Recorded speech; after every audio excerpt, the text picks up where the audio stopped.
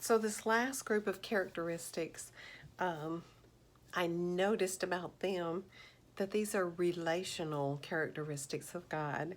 These are things that aspects of God's character that he manifests to us when we're in fellowship and communication with him.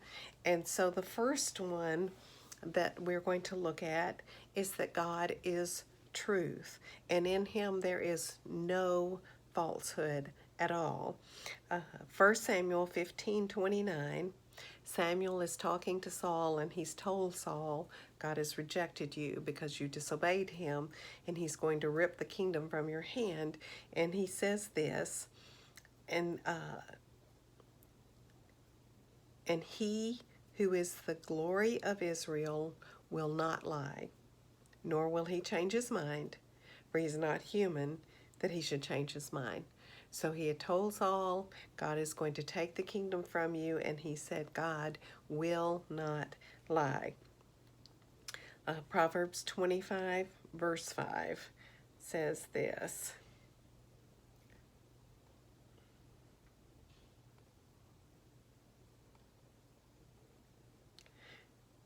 Remove the wicked from the king's court.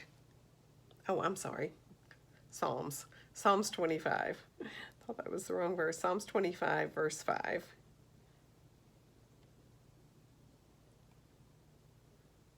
Says, lead me by your truth and teach me, for you are the God who saves me. All day long I put my hope in you. So God's truth is truth. John 17:17 through 19. We hear a lot of talk today about that truth is irrelevant and that one person's truth is not the same as another person's truth, but that is really lies. The same God who established the truth of spiritual truths also established the world. He made the world. And if you look at like the laws of nature, you can say, well, I don't believe in gravity. But if you go up to the top of a cliff and jump off, you will find that whether you believe in gravity or not, it's a real thing. And so God's truth are really truths, even if people don't believe them. Look at John 17:17 through 19. And again, this is Jesus's prayer for his disciples. And he says, make them holy by your truth. Teach them your word, which is truth. Just as you sent me into the world, I'm sending them into the world. And I give myself as a holy sacrifice for them so that they can be made holy by your truth. So we see that God is a God of truth, and everything he speaks is the truth, and in him is no falsehood. The next aspect of God's character that we're going to talk about is that he is holy. And holy means that God has no sin of any kind, no shortcomings. He never fails. We've already talked about he does not lie. So look in Exodus chapter 29 and verse 43. And it says,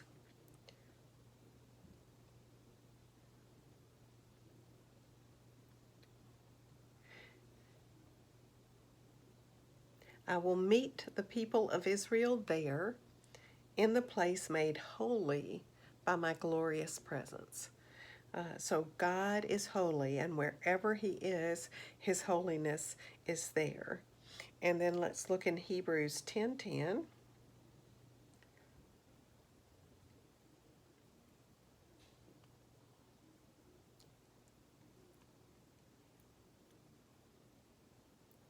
For God's will was for us to be made holy by the sacrifice of the body of Jesus Christ once for all time.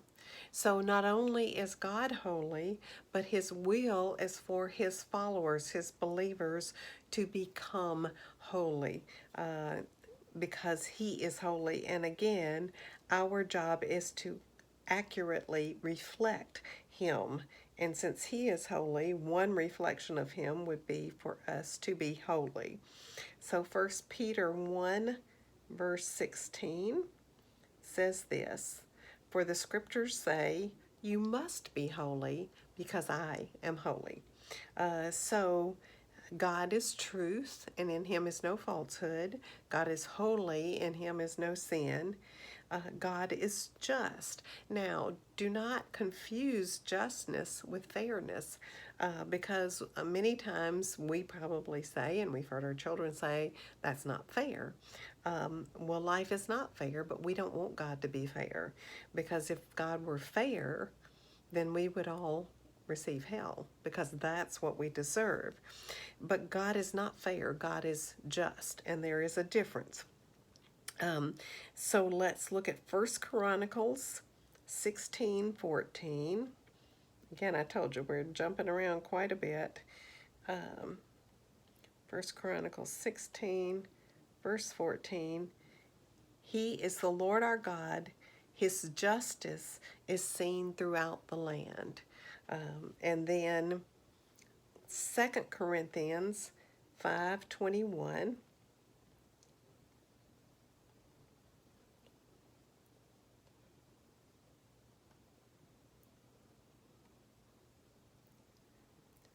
'For God made Christ, who never sinned, to be the offering for our sin, so that we could be made right with God through Christ. So we see that God is just in history. We see that he's just in salvation. Remember, as a holy God, he could not look on sin and overlook it. So he had to punish sin. And yet, instead of punishing us for our sin, he sent Jesus to take our place, to die that substitutionary death, so that if we believed in him and we would accept his offering, that he would take the penalty for our sin. And then let's look at one more verse, Psalms 37:28.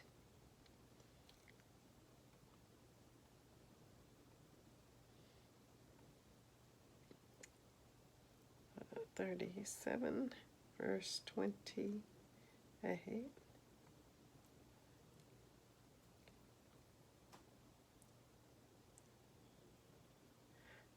"For the Lord loves justice, and he will never abandon the godly." Will we have justice in this world, in this life?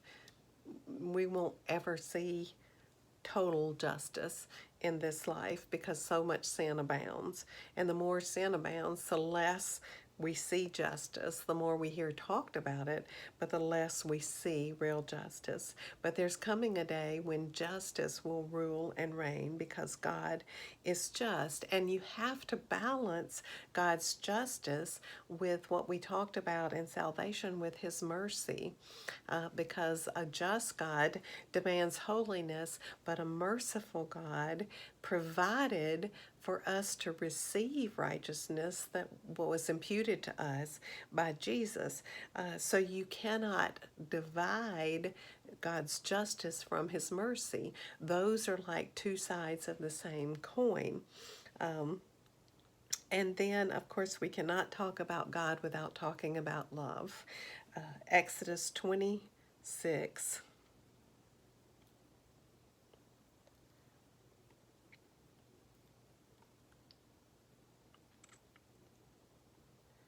Says, "But I lavish unfailing love for 1,000 generations on those who love me and obey my commands." In a mixed up, wild, crazy world, this is a verse I pray for my children and my grandchildren. Listen to what he said again. "I lavish unfailing love for 1,000 generations on those who love me and obey my commands." Job 10:12 talks about love. Let me get there.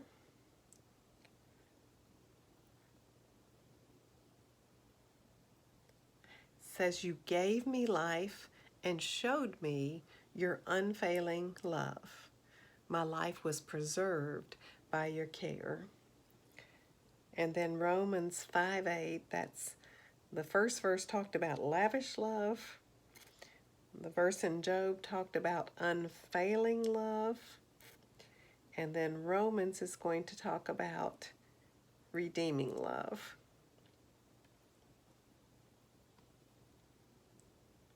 But God showed his great love for us by sending Christ to die for us while we were still sinners. And then the last characteristic that I listed, which is by no means the last characteristic that we could list, but that of Abba Father, the one who speaks truth, the one who is holy, without sin, the one who is just and yet with mercy, the one who loves us so much that he made a way for us to come into his family and come into relationship with him. Jesus used this term in the garden when he cried, Abba, Father, everything is possible for you. Please take this cup of suffering away from me, yet I want your will to be done, not mine.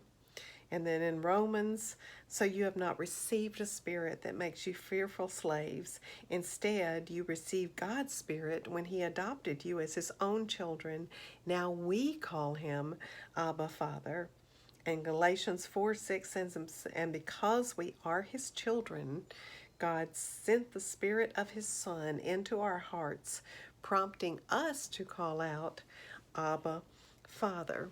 So we see this amazing God that was pre-existent before anything else ever existed. God did in his eternal self in the Trinity.